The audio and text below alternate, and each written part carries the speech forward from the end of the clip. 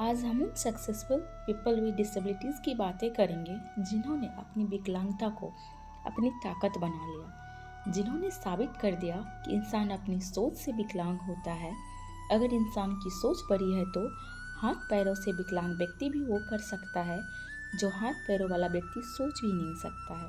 तो आइए जानते हैं उन महान व्यक्तियों के बारे में। पहले हैं निक वोजेसिक। निक वोजेसिक का जन्म 1982 को बिना किसी अंग के हुआ था। बिना किसी हाथ पैर के रूप में बचपन से उन्होंने उपहास और भेदभाव का सामना किया, जिसके चलते उन्होंने आत्महत्या करने की कोशिश की, पर एक सकारात्मक दृष्टिकोण के चलते उन्होंने अपनी क्षमता देखना सीख लिया।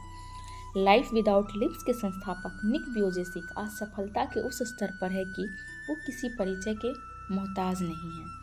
आज दुनिया भर में निक वोजेसिक मोटिवेशनल स्पीकर के रूप में जाने जाते हैं। इसके अलावा वो कई पुस्तकों के लेखक हैं और टीवी शोज में भी काम करते हैं। दूसरा है स्टीफन हॉकिंग। आइए चलिए उनके बारे में जानते हैं। स्टीफन हॉकिंग प्रतिभाशाली दिमाग वाले एक विश्व प्रसिद्ध भौतिक विज्ञानी और लेखक थे। स्टीफन हॉकिंग ने कठिनाइयों से भरे जीवन को जीते हुए भी अपने वैज्ञानिक बनने के सपनों को पूरा किया और विज्ञान के क्षेत्र में अपना अमूल्य योगदान दिया।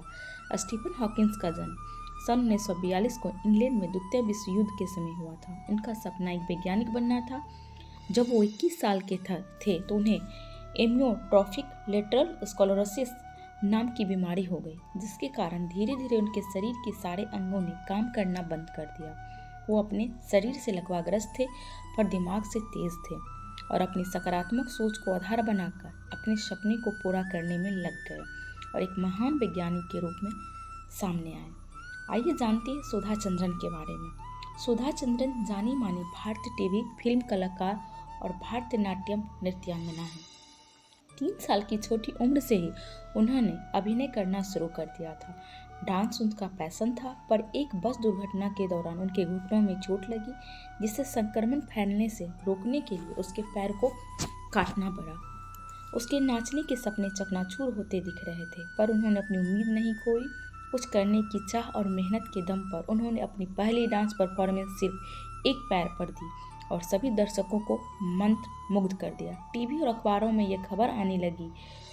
सभी उनकी हिम्मत, साहस और हुनर के प्रशंसक हो गए। उसके बाद उन्हें फिल्मों में ऑफर आने लगे।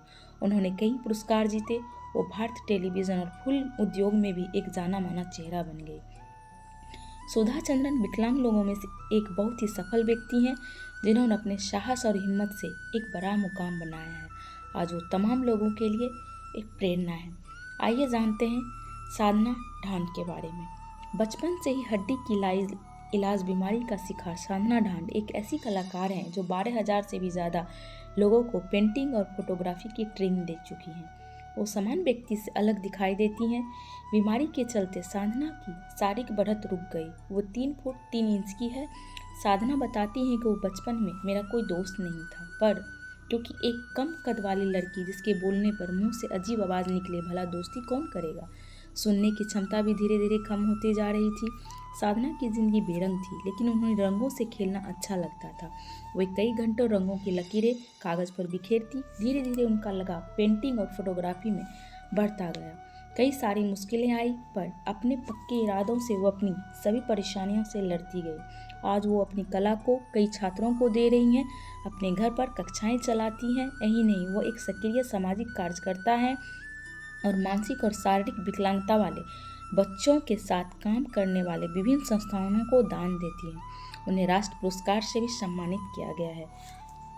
से एक है मालती कृष्णमूर्ति हुल्ला। बेंगलोर इंडिया की मालती कृष्णमूर्ति हुल्ला अंतर्राष्ट्रीय पैरा एथलीट है, जिनको 1 वर्ष की आयु में तेज बुखार से लकवा हो गया था। लगभग 2 साल तक बिजली के झटके देकर उन्हें ठीक करने की कोशिश की गई, जिससे ऊपरी हिस्से में तो बदलाव आया, परंतु निचले हिस्से में बदलाव नहीं आया और कमर से नीचे उसका शरीर कमज़ोर रहा।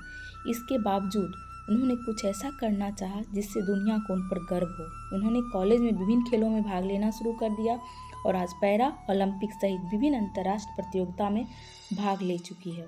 इन्होंने डेनमार्क में 1989 के 20 मास्टर्स खेलों में 200 मीटर शॉटपुट, डिस्कस और भाला फेंक में स्वर्ण जीता। उन्हें 300 से अधिक स्वर्ण पदक जीते और पद्मश्री और अर्जुन अवार्ड से सम्मानित किया गया।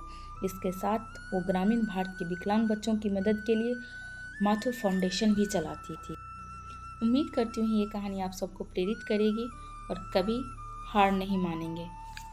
धन्यवाद।